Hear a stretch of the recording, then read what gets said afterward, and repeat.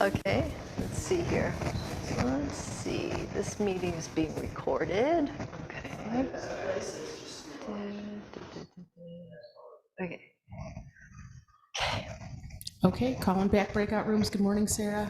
I feel like I see you everywhere today. Good to see you. Okay, rooms closing in 45 seconds. Put that over there. Will I fit in here or do I have to squat? Oh, no. No, you fit. Yeah, there you go. I know, fancy. We both fit in the box.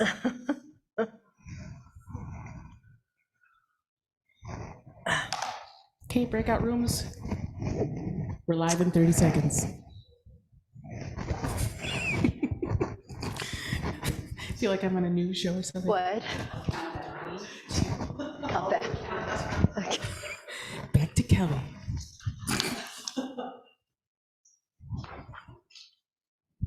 Okay, let's see. And breakout rooms are closing. Okay. There we go.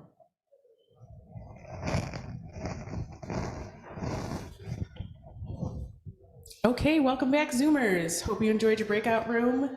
We are back here in Buddha Hall, ready to begin this morning's Dharma talk. Roshi June is speaking this morning, who is our co-founder, fully empowered Zen teacher and priest. She's also a master hula teacher and runs the Halau School of Hula. What more can I say? She does so much around here and is truly the heart of our community. So it is with great gratitude that I introduce Roshi June Ryushin Tanoue, who will be speaking this morning on Hawaiian epistemology and Zen.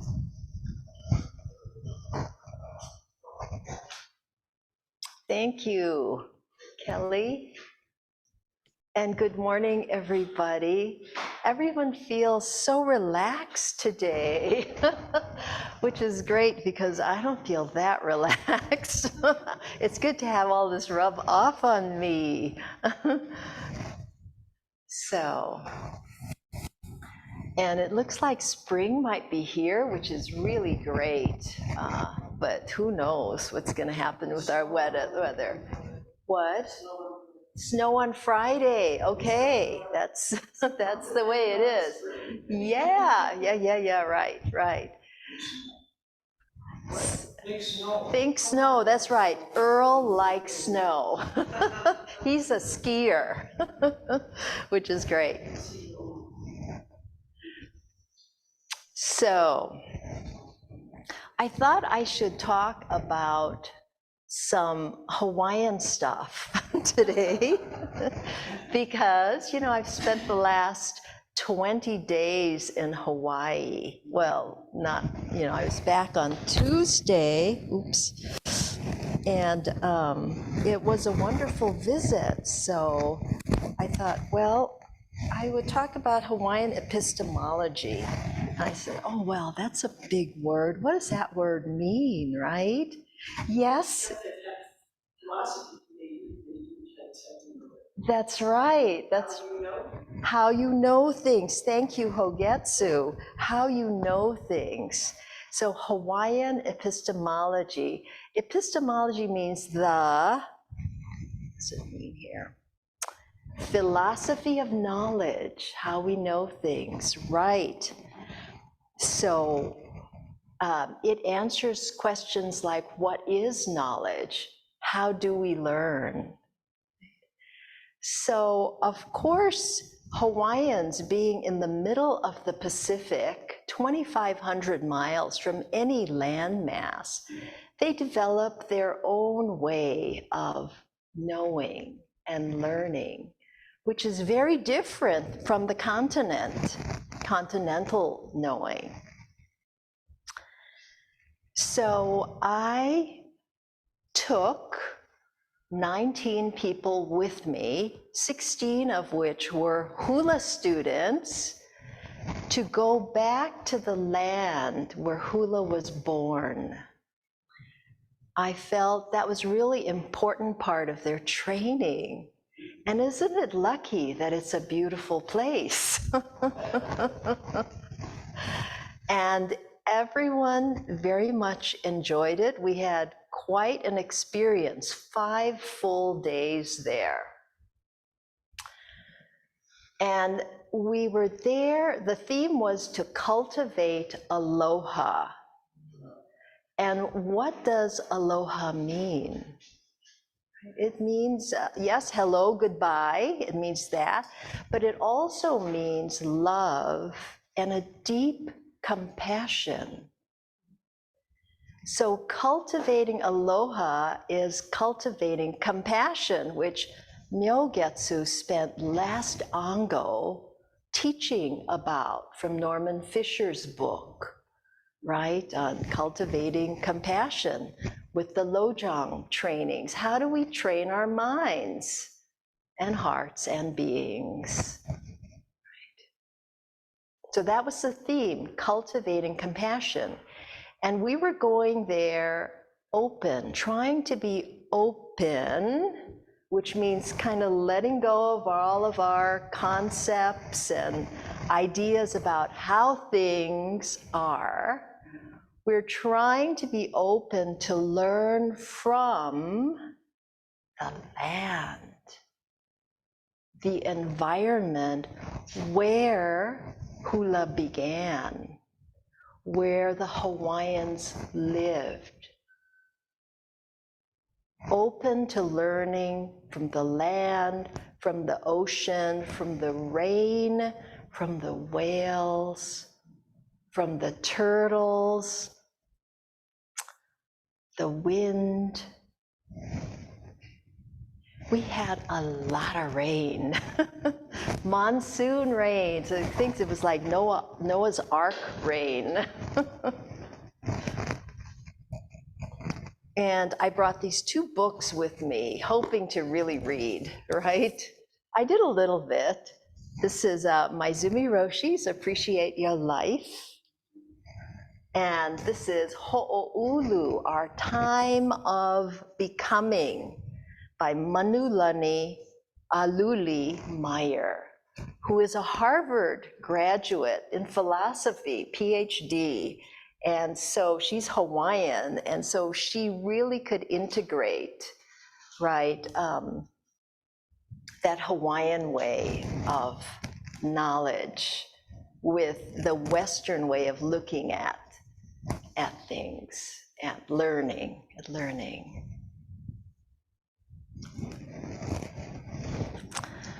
So she starts with this beautiful poem. She's also a poet, I think.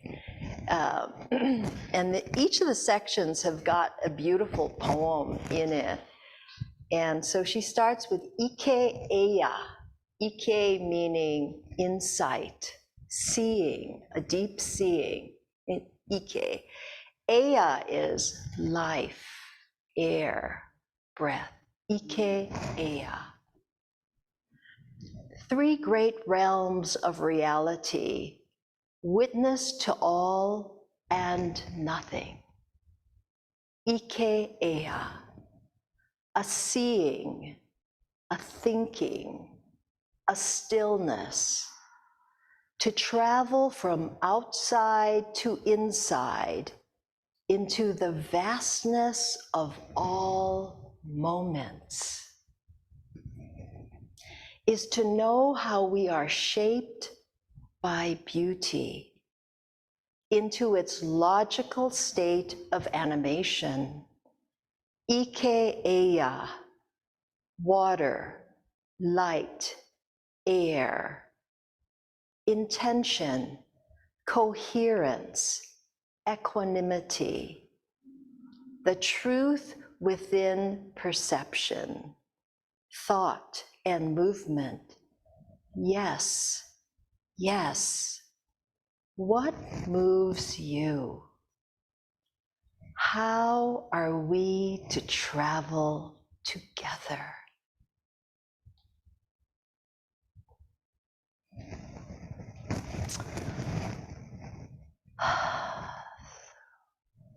So beautiful, so beautiful. So that's how she begins this chapter.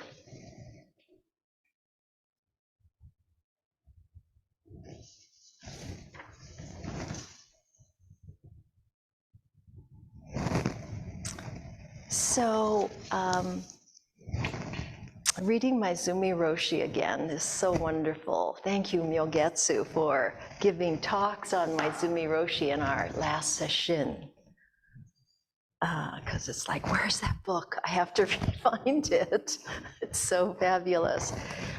So it's called Appreciate Your Life. Appreciate your life. And the first chapter is about that, appreciate your life. And he says in Soto Zen, we have the expression, the treasury of the true Dharma eye and subtle mind of nirvana. The treasury of the true Dharma eye and subtle mind of nirvana. Yeah, what does that mean? Right? And it comes from this famous koan where Shakyamuni Buddha, right? He is at a big talk and he holds up a flower and blinked. And Mahakashyapa smiled. And Shakyamuni Buddha said, I have the treasury of the true Dharma eye and subtle mind of nirvana, and I transmit it to Mahakashyapa. Just in that instant, that simple instant of raising a flower and blinking. Well, koans are so interesting that way. It's like, okay, so what happened there, right? And so you kind of just sit into it and, let your body work on it, body, mind work on it. So the question is, what is this treasury of the true Dharma eye and the subtle mind of nirvana? What is that?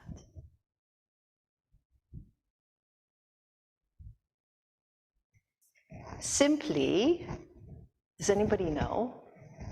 Except Myogetsu, she knows. All right. Does anybody know what is the treasury of the true Dharma eye and the subtle mind of nirvana?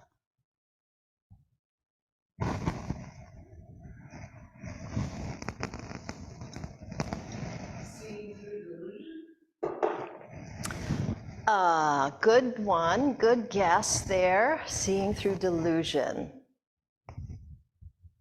Yeah. Yeah. Yeah, yeah. Well, it's simply your life. That is what it is. So yeah, we do that, right? But it's our life as we live it now. That is the treasury of the true Dharma eye and the subtle mind of nirvana. Just have faith in it. Have faith in that, right?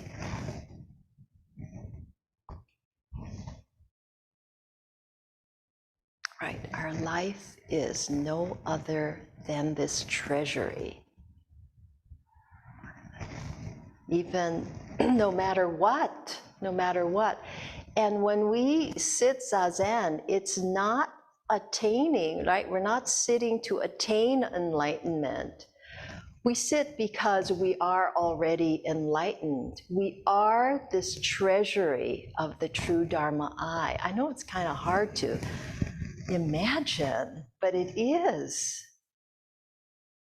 Really, with all my quirks and everything, could this be true? Have faith in it, my Zumi Roshi says. Have faith in it.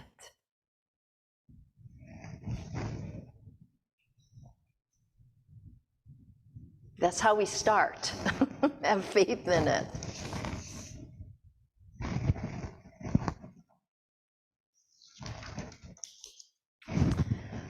So, Yeah, I know. We all have this idea, right, of what could be precious. You know, could our lives really be precious? Yeah, we have all kinds of ideas about that. And that's what we're trying to kind of cut through. All of those thoughts about I, me, and mine, right? Kelly talked about no self last week. That's what we're trying to see through, this self we've created. That is not true.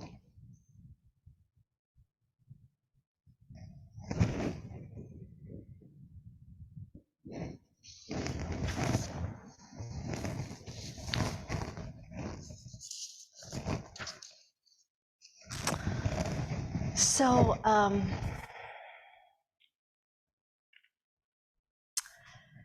I guess to start, Manulani was trying to figure out, why do Hawaiians have such negative stereotypes about themselves? I mean, we could ask that question right now about us. Why do we feel that we are not good enough, right? So her research, she's a researcher, went into, of course, the missionary influence on Hawaii's educational philosophy. She's an educator. So she has this beautiful quote here, that Liho was one of the monarchs. It's this, Nawai ho'i ka ole o ka akamai, he alanui I ma'a I ka hele, ia e o'u mau makua. And it means, why shouldn't I know when it is a road often traveled by my parents? Why shouldn't I know when it is a road often traveled by my parents? So he's saying here that, you know, Hawaiians revere their parents, their elders. They learn from them. It's not just book knowledge, because they were an oral culture. So they learn by watching and by listening. And he says, why shouldn't I know when it is a road often traveled by my parents in any situation? You know, morally, what would be the road to take here? But he knows, because he's been trained. He's trained himself. So when she was doing research about negative stereotypes and about the missionary, she says she was overwhelmed with the amount of materials, written materials, that condemned, dismissed, and disregarded an entire race of people. Very much like our Native Americans here in this country, by the missionaries. Right, and in the 18th century, I think it was England, right? They had the New Divinity movement, which believed that conversion was not enough. To be a true believer in Christ, one must also work for his kingdom, and thus the missionaries.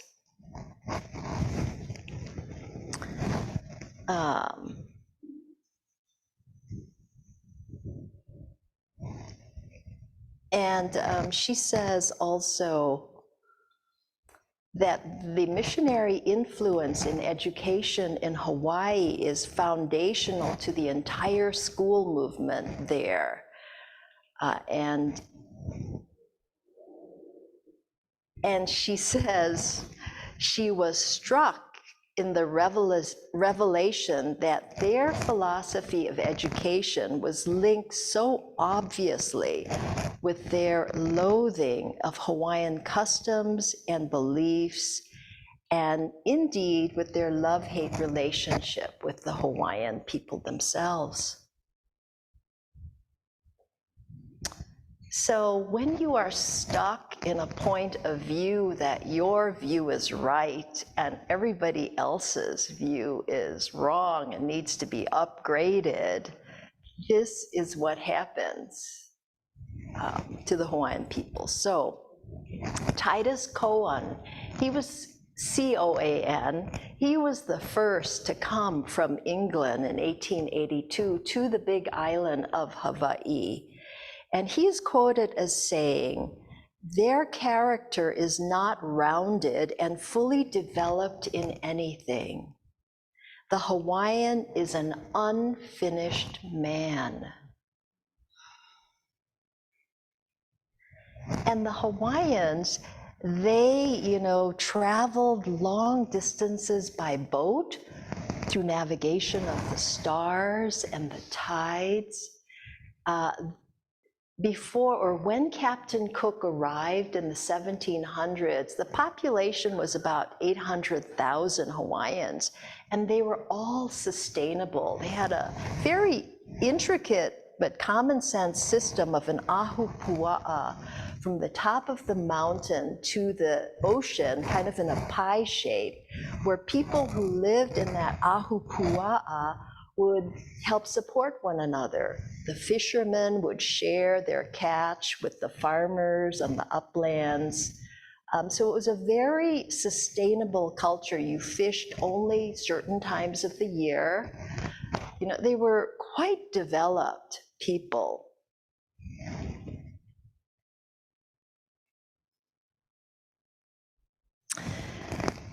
But also, when the missionaries actually landed on the island in the 1820s, Hawaii was actually in a time of some turmoil because it says actually they had been exposed to iron, commerce, ships, and the diseases of foreigners for over 40 years, number one. The main ruler, Kamehameha, who actually unified all the islands, because he had guns from a ship, he was able to unify all the islands. And there was a kapu system. Kapu means taboo system, like, men could not eat with women. Women could not eat certain foods like bananas and pork and certain kinds of huge fish. That was the kapu, and that kind of, it was the system of the time. And it was actually overturned when the then king had a meal with his wife. And so it actually, changed everything, and it also changed all of their spiritual beliefs as well. They're just changing a little thing actually affects the whole. So the Hawaiians were kind of in a gap here. They were like, their old system was dying or dead, and so the Christianity, the missionaries came at a good time for them, actually, because it was fertile, a time for change. And they did bring writing and reading, which the Hawaiians really took to, tremendously took to. By the end of the 1800s, it was 100% literacy. The Hawaiian people.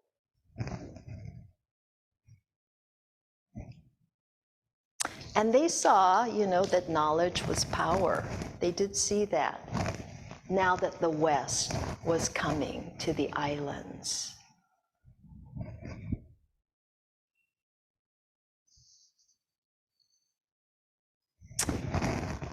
Let's see.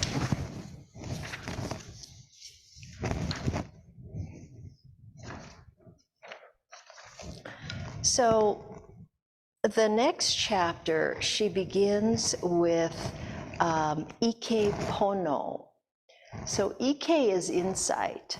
Pono means goodness, uprightness, excellence, morality, well-being, true condition or nature. Just like Buddhism, what is your true nature? Pono. Ike pono, having insight into this nature. Here's her poem, Ike pono. 3 great realms of consciousness, witness to all and nothing.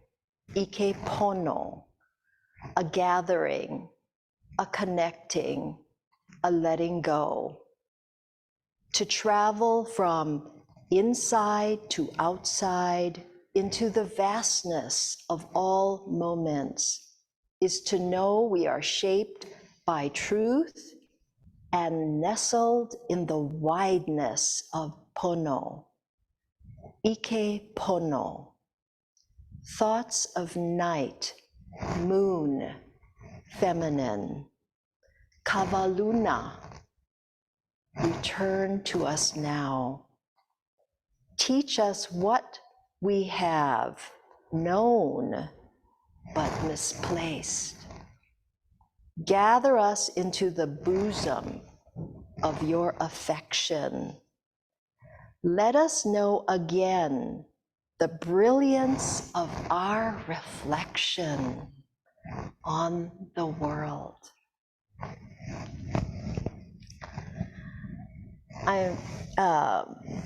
Kavaluna can mean, I think it means prophecy here. But this is really beautiful. I'm going to just read it again, Ike pono, because there's a lot here that really corresponds to our Zen way of looking at our nature, or knowing our true nature here. Right? This let us know again the brilliance of our reflection on the world. We have an impact on the world. And if 3 great realms of consciousness, witness to all and nothing, Ike pono, a gathering, a connecting, a letting go. To travel from inside to outside into the vastness of all moments is to know we are shaped by truth and nestled in the wideness of pono. Ike pono, thoughts of night, moon, feminine. Kavaluna, return to us now. Teach us what we have known but misplaced. Gather us into the bosom of your affection. Let us know again the brilliance of our reflection on the world.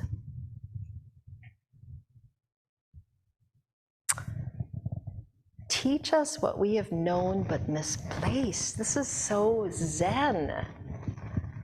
Our true nature, it's here. We just don't see. We have known this, we know this at some time in our life, but we just don't see it. And let us know again the brilliance of our reflection, of each of our reflection, which is the whole reflection, right? On the world. How do we serve? How do we serve now that we see our true nature? How do we serve?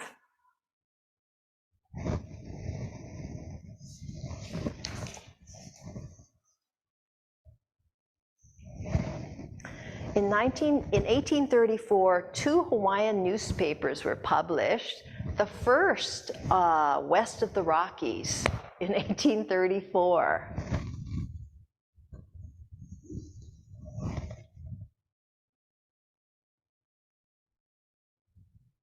Yet in the 1830s,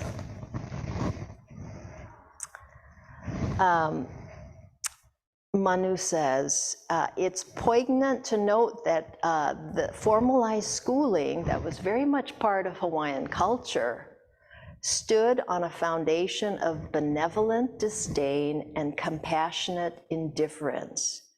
Hawaiians were considered barely above savagery and barbarism. So the population statistics, 1778, when Captain Cook made contact, there were over 800,000. And he was evidently a good captain. He tried to restrain his men, who he knew some of them had venereal diseases.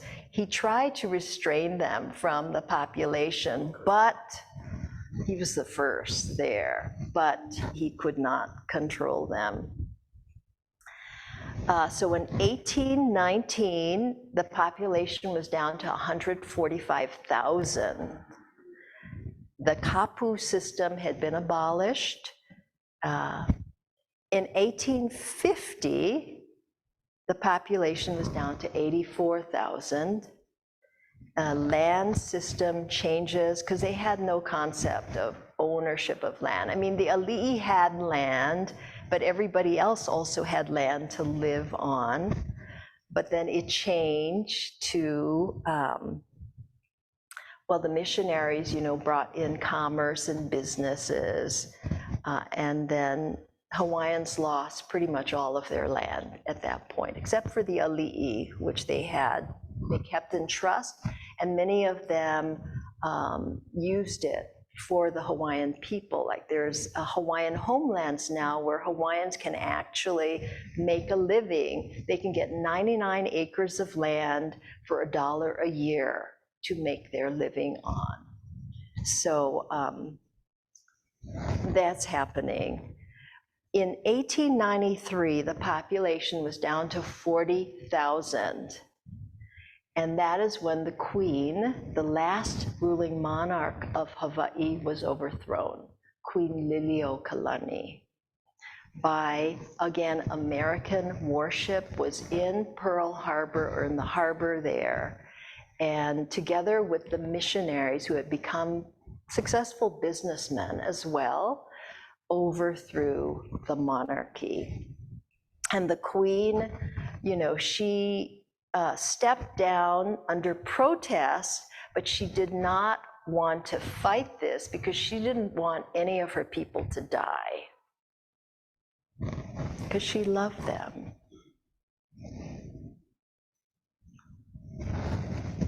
So now getting back to this way of knowing and way of learning, Manu gave a presentation at a conference that was talking about, this panel was talking about developing our human potential, right? So we want to learn, right? We all want to learn, and that's all great and good, to serve, to be able to better serve. So she says there are 5 categories that deal with developing human potential for Hawaiians. The first is sensuality, which she says helps her to step outside of the box of her colonial context and brings in the sights, the sounds, the smells, and tastes of a deeper experience of the world. So, she's stepping out of just the brain, but having all of her senses learn from the environment. And this is what she calls the grounding and foundation of cultural empiricism. She uses all these words I had to look up. Empiricism, what is that? Empiricism is the theory that all knowledge is derived from sense experience, sense experience.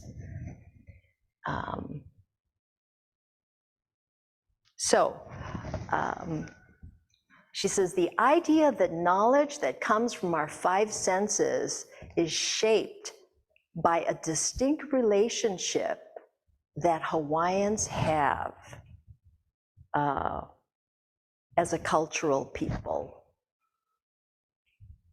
She says, I have been taught to, quote, see and hear differently because intimacy with land, sky, and ocean develop a different set of timings, a distinction with history that extends beyond my own lifetime, and an understanding that keeps pace with the tides.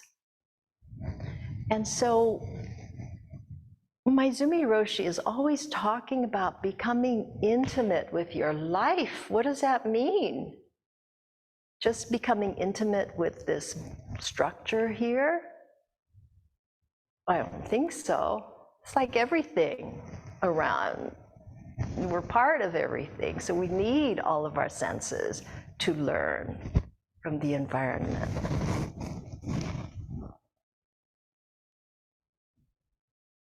She says, human potential is expanded because sensuality opens us to living fuller, timely lives that allow us to tap into the seen and unseen realities that have shaped and guided us. I've been taking Natalie Goldberg's writing down the bones workshop. It's an intro to writing again. And there was a wonderful prompt that her assistant Dorothea gave. What are you holding? What do you hold?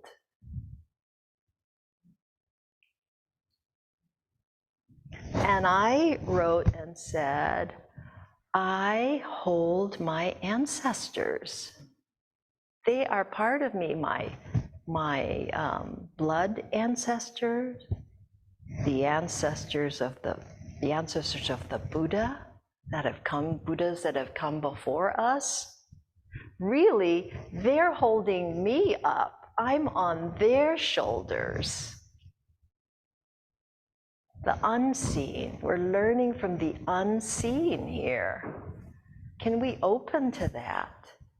Well, just opening to your true nature, you're naturally connecting to the whole lineage.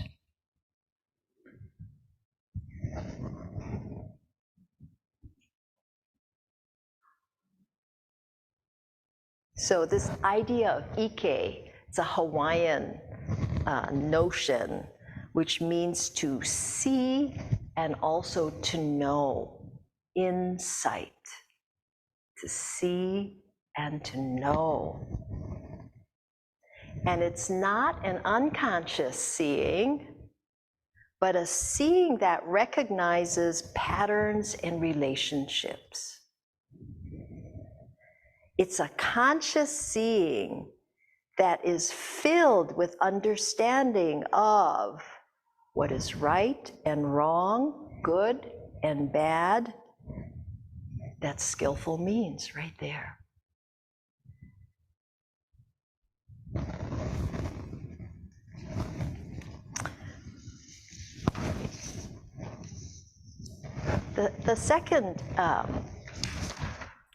The second category that deals with developing our human potential is mending the rift between mind and body. There's such a big rift in our Western culture, and in our Zen training, all our foundations classes, we're talking about the intelligence of the body, everything, the whole body. So this idea, right, that there's a difference between mind and body came from René Descartes, philosopher. I don't know if you see Descartes, thank you, Descartes. He believed that mind and body must be separate if knowledge was ever to be trusted. That's a big, big foundational teaching that has lasted till today, right? Right, mind and body, scientists are like that, right? Feelings, no, you have to leave your feelings, your intuition on the side. We just can be objective here, as if we could be, really. Well, they try, that's scientists for you. I was trained as a scientist, so I know. I was a biology major. So, yes, science sees the notions of intuition and feelings as something that would dirty knowledge, right? It is so foundational in our culture.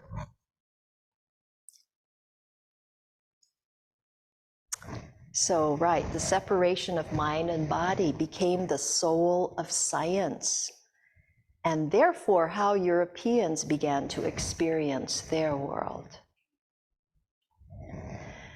So she says Hawaiians are trying to mend that rift, as we are here in our practice, trying to mend this rift. And for Hawaiians, they have this wonderful idea of the na'au, that's the stomach region, na'au, which according to scientists, there's a whole bunch of nerves and everything. It's kind of like the second brain they're figuring out, is the stomach region. Well, this is where Hawaiians feel they think is from their na'au, from their gut. And also this word, it's called na'au, which translates as wisdom and also as emotion, heart, feeling. So this is our stomach region and helps us erase the idea that knowing is simply a brain function. It is not.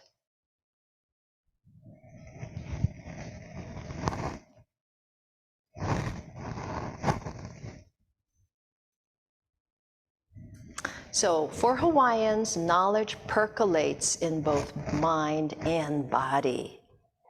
It is an experience shaped by sensual cues, the environment, shaped by culture, shaped by the knowing that heart is at the core of what intelligence implies. It begs us to acknowledge larger ideas of what it means to be human. So, knowledge is not simply an intellectual mind experience, but a full body, full mind one together.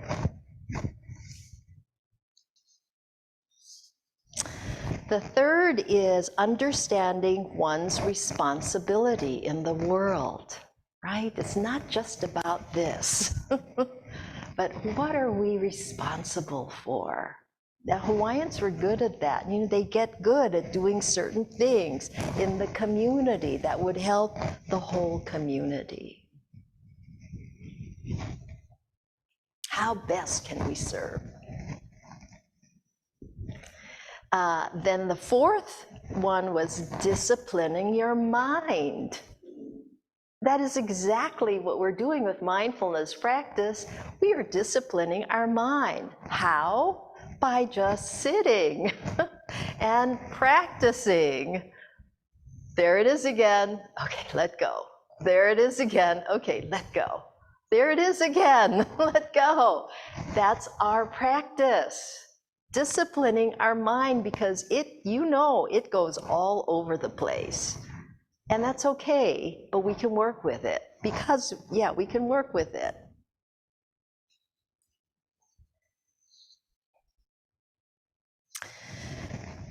So here's another quote by a Hawaiian scholar. Experience and moving into another realm of being is valuable because we don't believe the concrete world is the only reality. right? The concrete world is the relative world. It is not the only reality. There is the absolute, there is emptiness, there's so much we cannot see that we don't know of. And can we get out of the way so we can see it?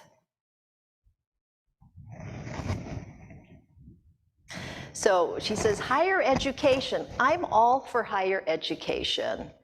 You know, it really has the potential of educating us, but in one way, generally, and dumbing us down in another. So we have to be aware, you know, we have to be aware of what we're learning, and this is not the entire world.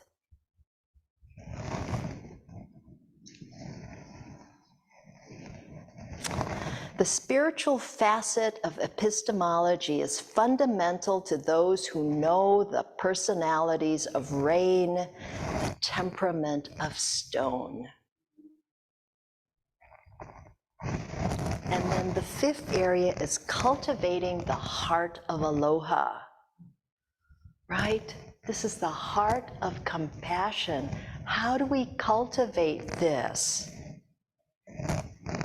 She says, developing your sense of deep spirit and enduring affection for others will be one of the most difficult things you will do in your lifetime.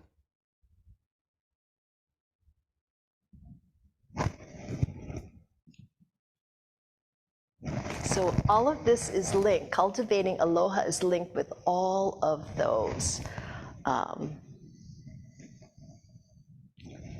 How do we get along better? How do we help each other? How do we help ourselves? How do we have the energy to do what is right?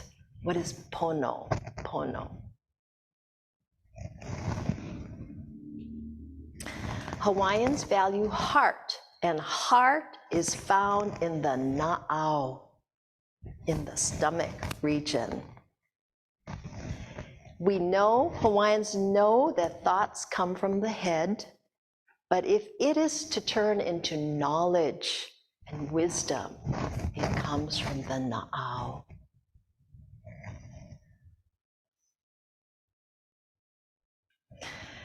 The Native Hawaiian Education Council mission statement, they wrote in 1997, E aloha akua, aloha aina, aloha ohana, aloha olelo, aloha kanaka I na'au kako, ma ka pai ike mo'o meheu Hawaii. Our enlightenment will come grounded in our cultural wisdom through our spirituality, love of homeland, family, language, and community. Our enlightenment will come grounded in our cultural wisdom through our spirituality, love of homeland, family, language, and community. So that's just a little taste of Hawaiian way of knowing, learning, kind of a history of how negative Hawaiian stereotypes came to be, a really wonderful way of looking at ourselves and any habitual thought or stereotype we may have about ourselves or about others. It's a way to kind of be mindful about it and be able to change. So, any questions or thoughts?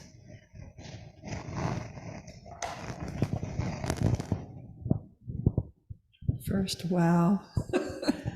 Wow. I'm still in that space of there were 40,000 Hawaiians.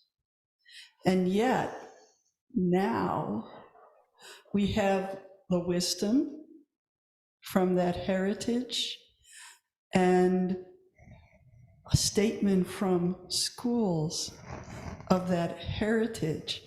So there were people for whom we must be incredibly grateful that they continued this and allowed this to grow beyond oppression of their culture by, of course, well-meaning people who really had their head in a dark place. So just for me, it's just one, I don't know what wow means, amazement, but gratitude that this wisdom is still here. And what it reminds me again of the Native American wisdom that is being transmitted to people like me now, that it survived. So that's another whole talk, I'm sure, is how did that survive and the strength of those few? So, excuse me. Language, right? So that was one of the things that was the missionaries tried to take away. It was the same thing. They got punished in the schools for speaking their language, just like here in the Native. But about 40, maybe 50 years ago, Hawaiians intermarried.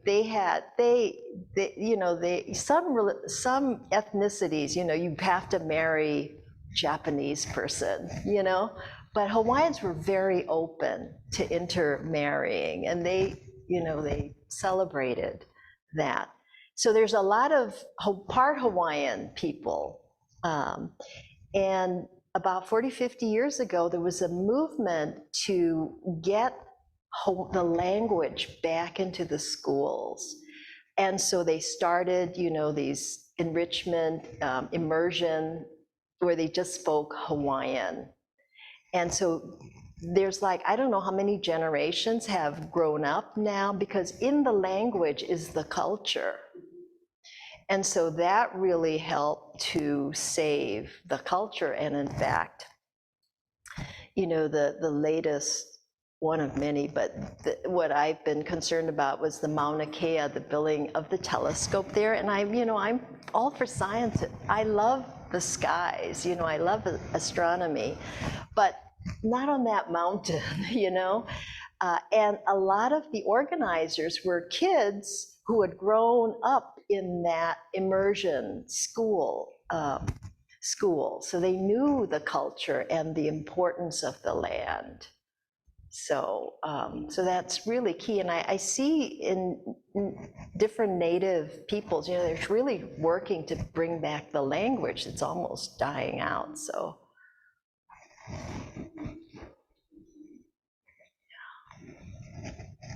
And she went to Harvard, I think it's great that she could go and find out the methodology for doing this kind of research. So.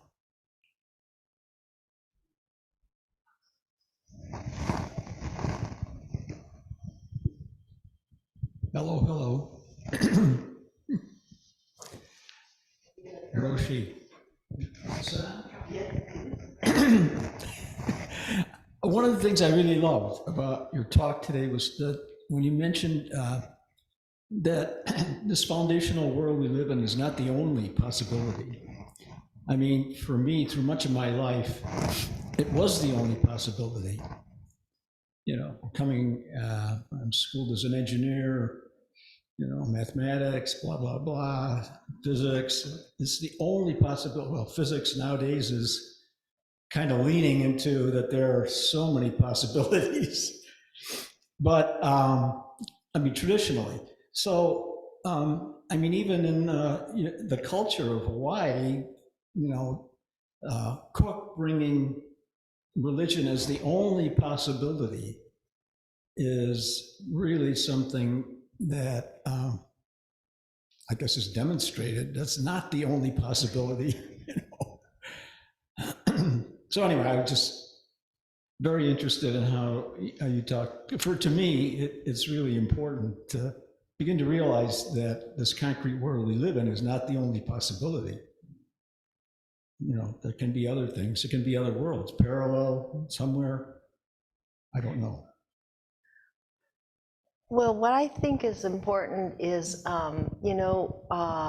our ideas about things, or I call them habitual thought patterns, or what we were taught when we were young about, one way being the only way, right? Or the right way.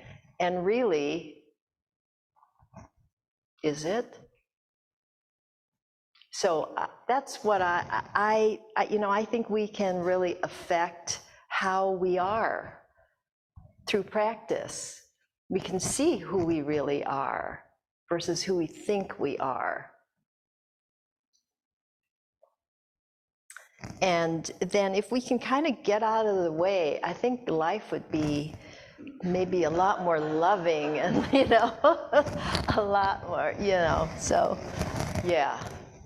So that's, how do we make an impact, a good impact on our world? That beautiful poem in the beginning, how we're so brilliant, how we shine. It was just so beautiful. I love that. Yes, gather us into the bosom of your affection. Let us know again the brilliance of our reflection on the world. Now, we're not consciously trying to make this brilliant, because when you try, then, generally is not so good. But just can we see this brilliance that is here? Because it's going to make an impact. We are making an impact, like Indra's net. We're so deeply interconnected with one another. Like you started that recycle. That's fantastic, Earl. Now everybody knows what to do with their plastic bags and feels so much better. Well, you and the Earth Stewards, you kept going, you showed up and you kept going. Yeah, and that's why I love, and a plug for retreats. I have done a lot of silent meditation retreats, all the way through, no distractions. Sometimes some things definitely come up. But there is something that happens when you practice intentionally that way. There is something that happens.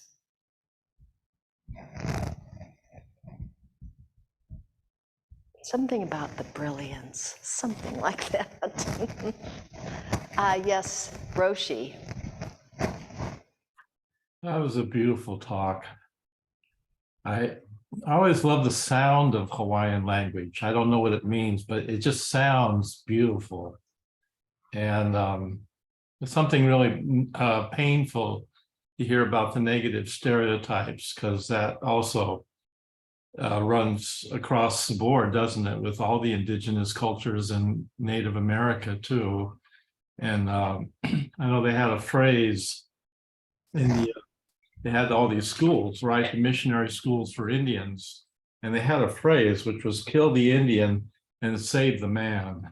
And it's just brutal. It's just brutal stuff. And they're discovering now mass graves in Canada around these schools. So that colonial history is so traumatic and is really like a Holocaust on indigenous people. And I remember when we were with the Lakota elders last summer, they were really concerned about losing their language. And I think they're, one of the strengths of Hawaii is that they have managed to bring the language back with hula and a lot of the cultural art forms that really give form to the wisdom and beauty of the Hawaiian culture.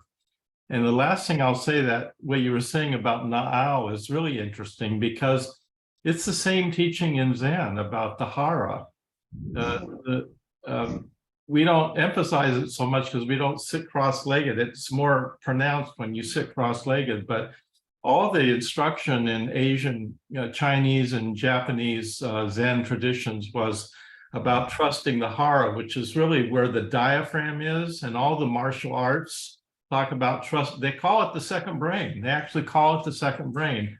And the idea is to trust that instead of this. And in all the martial arts, they talk about that, because if you're up in your head, you're not skillful in terms of doing the martial art form or fighting or doing any of those things. So this is a beautiful talk this morning. Thank you so much. Yeah, thank you. Those negative stereotypes, I mean, now who are the ones mostly in jail, you know, in prisons, or who are on welfare? They feel like they're nothing, and they've become this way. So I mean, it's so important. Yeah.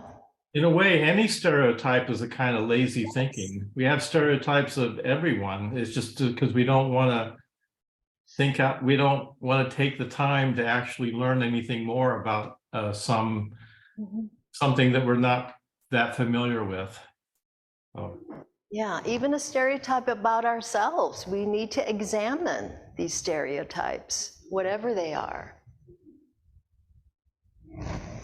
Okay, it looks like a couple minutes. Thank you very much, everyone.